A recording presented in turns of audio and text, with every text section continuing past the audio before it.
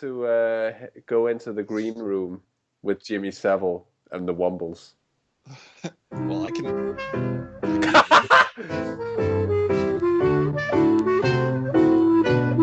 Trolls won't have heard this, so I need to play it.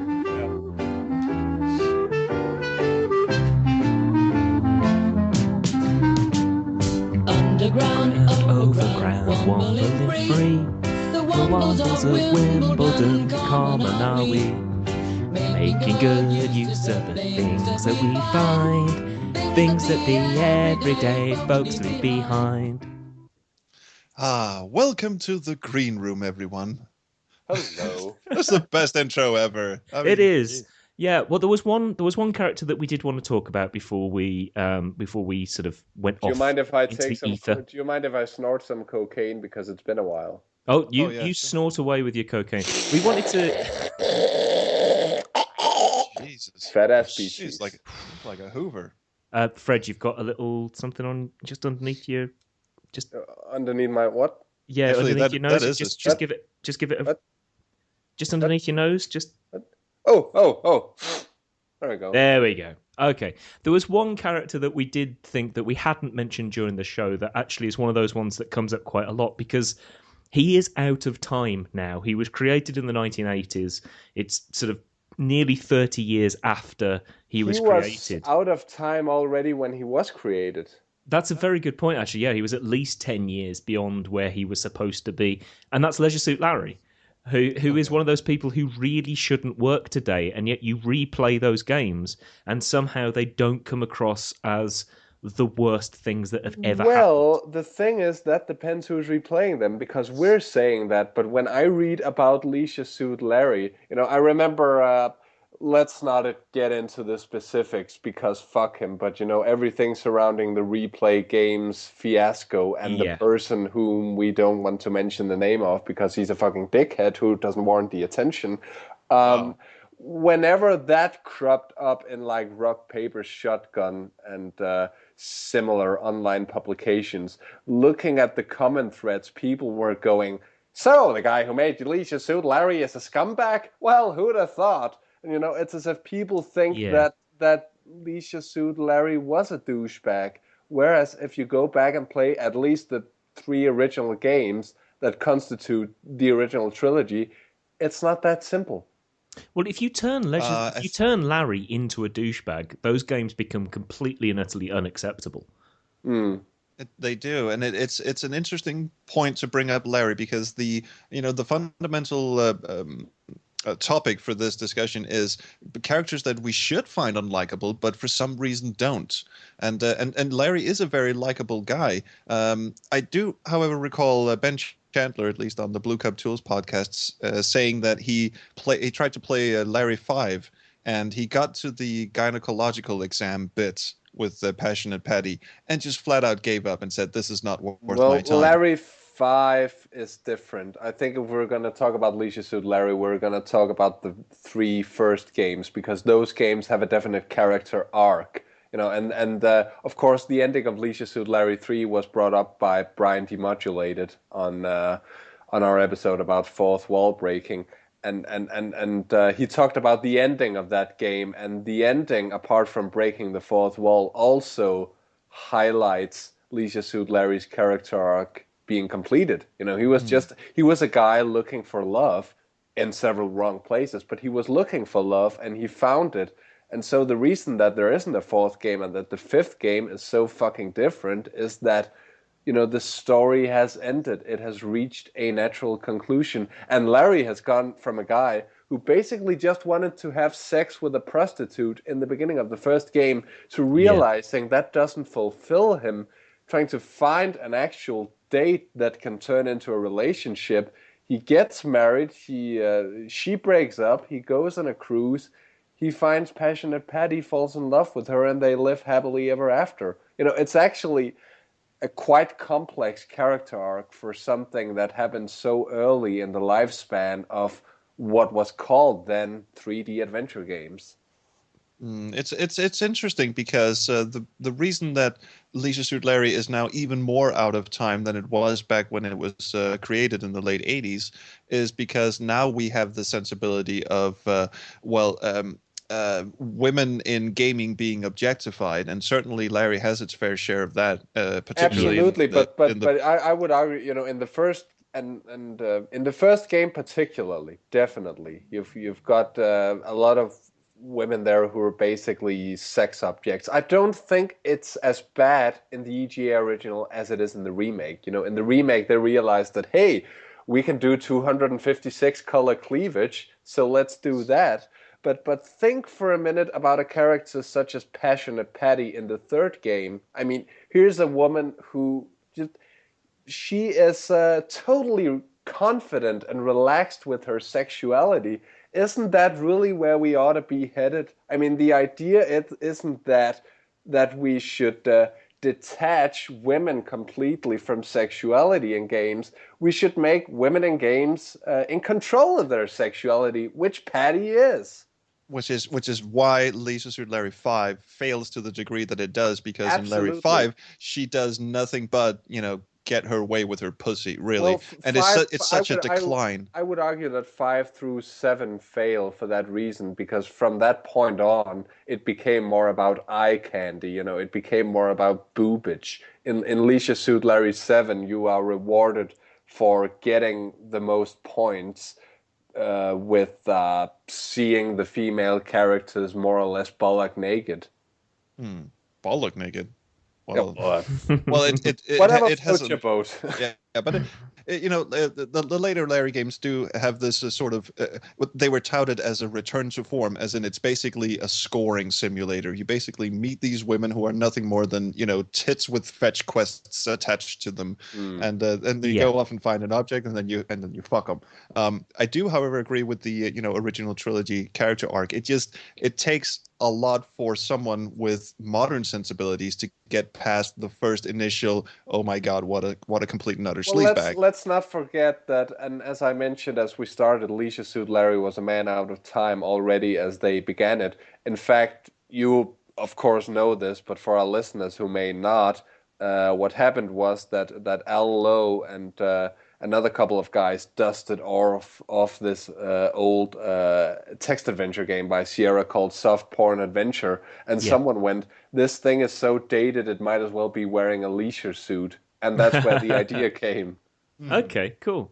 Well, these are all important questions that we should probably put to the maker of the game, Al Lowe, and I've got an audio clip of an interview that Trolls recorded with Al Lowe, and I'm just going to play that for you now. You are a very, very evil man. You're an unlikable protagonist, sir. No, I did get 30 minutes. It was basically, hello, how are you? Oh, I'm doing great. My Windows just crashed. Oh, that's fine. Please tell the dear listeners who you are, and then it cuts out. No, it was a shame actually. I mean, we joke, but that is one of the things that I would have actually liked to listen to. Well, I do think the original Leisure Suit Larry trilogy does prove that Al Lowe knew what he was doing. He was a very, very clever man, and I think it's a shame that people are probably associating Larry with games 5 through 7 because those are the modern ones, and we don't like 16 color graphics. But there's so much. The original trilogy is so rich on this stuff that in many ways I think they're ahead of their time, because we have a problem with female characters in games today, certainly, but Larry just kind of it gets something right. There is definitely something right with it, and it's not just Larry in those original games. I mean, the phrase was brought up by one of you about the idea of a tits fetch quest and I think that was a very good phrase to try and get that. Well, let's put it this way: the woman in Deponia is called Goal, which I was just going to bring that up. Yeah, supposed to be ironic, but actually turns out to not be. It just you think you're being clever, you're not. But she's comatose most of the game, by the way. Which is even worse. there's so much interesting stuff in that game where actually what's being critiqued is the American 1980s attitude towards sex and sexual relationships on film and in media in so many other different ways. It's Leisure Suit Larry is a satire on American culture almost. I mean, it's deliberately set in a version of Las Vegas. It's deliberately kind of seedy, and yet at the same time you've got this protagonist who is looking for love, and you've got these female characters who are quite different, and there's definitely a critique to be made of the female characters and the way they're portrayed, but it almost is in itself a self-referential pastiche of how women were portrayed on film in the 1980s, and it's one of the reasons why, because it was made at the time it was made, the way that it was made, and the quality of the comedic writing in that game means it gets away with it. It's a good satire. Well, you can treat it as a satire, or you can treat it as a straight comedy, or you can treat it as a just a game in itself, and it works on all of those levels, and that's why it gets away with it. It's because it's very good at a number of different things.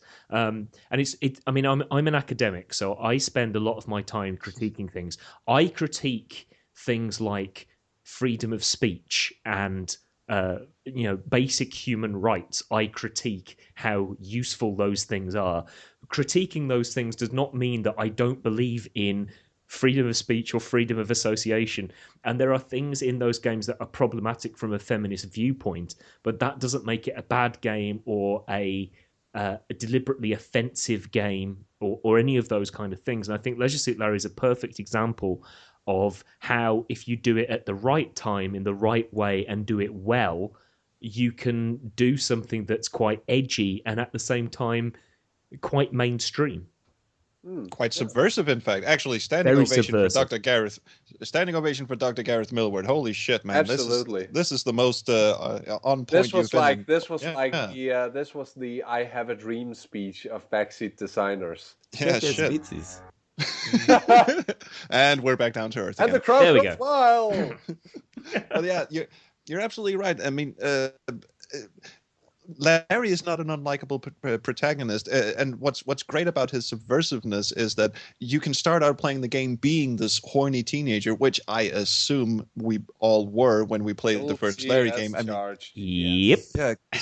We were just sitting there going, all right, tits, let's go, people. But then, it sort of turns on you, and it becomes this. It becomes not what you expect it to be. You grow alongside Larry. It kind of turns its head towards you and goes, "Now, aren't you ashamed for what you just did?" I mean, I love just off the bat. Once you actually get into the prostitute's room, you have whatever it is he does under that censored bar, and he comes out, and the first text screen that pops up is literally, "Well, that wasn't quite as satisfying as I was expecting it to be," and he just goes, "Okay, this game is on to something." They also did make a note of making the prostitute kind of unappealing. She's sort of sleazy looking in the most adorable 80s way. But that's another thing. I mean, you can critique that and you can go, oh, okay, she's not appealing because she has all of these things that, according to men, are not supposed to be the things that women are supposed to be. She's sexually available and she doesn't have the right face or the right figure. But there are other elements to it that I think are very pointed and of the time. I mean, this is the height of the AIDS epidemic. The sort of the idea that sex is not only immoral, but it could be dangerous. It was it was definitely, if that happened earlier, it was the de facto ending of the summer of love. Definitely, free sex was a thing of the past. Absolutely. So there are points in it where if you have sex with that prostitute without a condom, you die. If you have sex with the dog, you die. And I know that, yeah. Or you're employed at the BBC. One of them. Well, but wait, you can fuck the dog? I didn't know that. There are consequences for totally immoral behaviour, and there are certain messages within that thing that speak to the anxieties that 80s America had about sex, that the 80s media had about sexual relations and about all of these kind of things. I mean, we're still in a world where American movies will show a guy being just impaled or destroyed by some kind of murder. I mean, you've only got to watch Deadpool or something like that to see the most horrific violence. But if there's half a tit on the screen, middle America goes mad. And Leisure Suit Larry picked apart at those kind of neuroses within American culture. And I don't want to overstate the fact, because ultimately it is it's just a silly little comedy game. But at the same time, it's a lot more than that. And I think as speaking as a historian and somebody that grew up with adventure games and has a bit of nostalgia about those kind of things, and somebody that likes good storytelling, Leisure Suit Larry as a character and Leisure Suit Larry, at least the original game as a game, I will defend that to the hilt, because it's just brilliant. I understand that completely. And one thing that I do want to say is that you have this concept of I believe that's a concept that at several universities, in academia in general, the concept of idea history, the history behind ideas. And while Leisure Suit Larry may just be a silly little comedy game, there are some vastly important ideas behind it. My entire research, I mean, just to bore the audience, my entire research is on public attitudes towards vaccination and towards medicine. So these kind of little things, I mean, him not putting a condom on, I will try and find a way of getting that into a lecture. Also, please vaccinate your hellspawn. Namaste, you fucking cunts. But I quite like where this went, actually, because we set out to try and define what an unlikable protagonist is, just to bring this home. We set out to and we failed.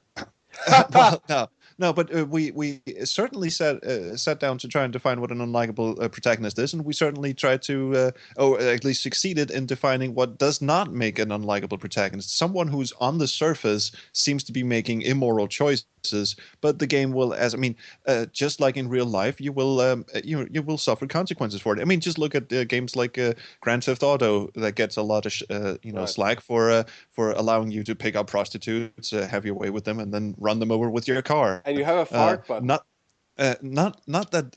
I mean, certainly the game allows you to do that, but it also has a consequence in the game, in that the police will start giving you chase and such. It might not be if I can butt in at that point. I mean, I played a lot of Grand Theft Auto San Andreas when I was at university, because why would you write essays when you can play Grand Theft Auto San Andreas? That's a good point. And the bit of that game where it starts to fall apart from me.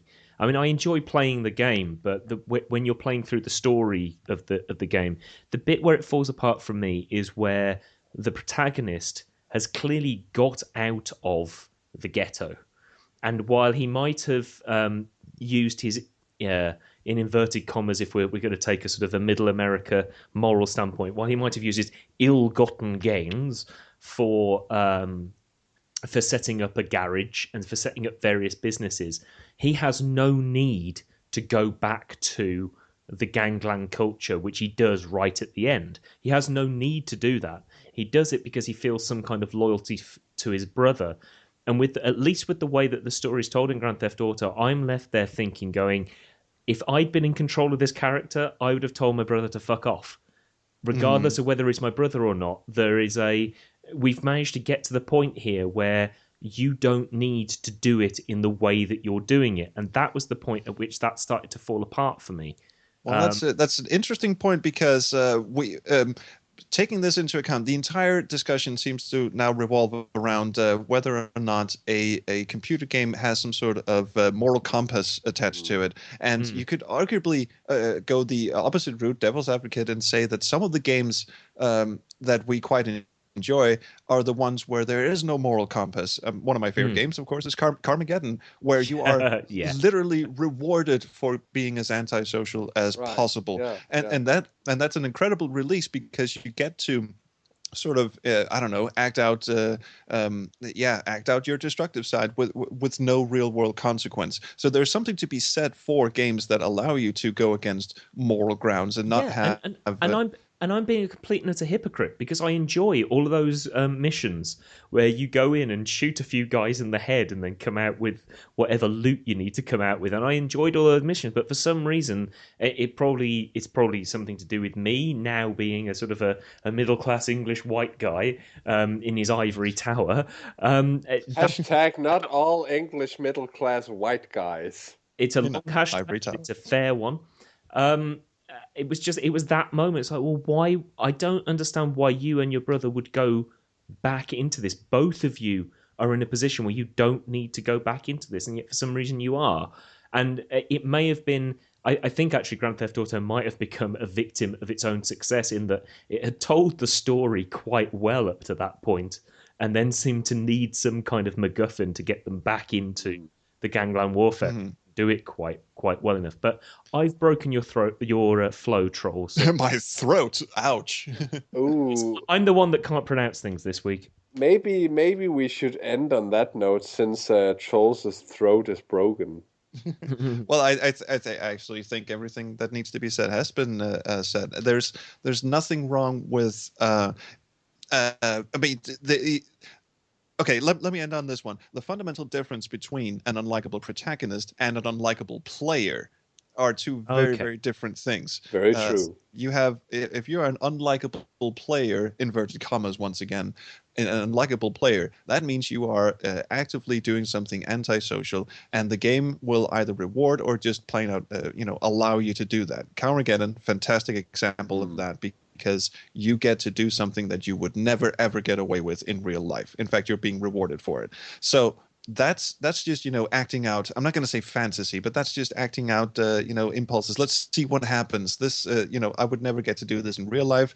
Computer games are escapists, so I get to do that. An unlikable protagonist, however, forces you to identify with the person that you wouldn't want to be friends with. You wouldn't want to be in the room with them. You really don't want to. I mean, we've all encountered people in our lives where we just sit in the room and go, I can't wait to get out of this person's reach as far away as possible. I do a podcast with two of those guys weekly. Yeah. So, I suppose. I suppose that is as good a place as any to stop. So, yeah,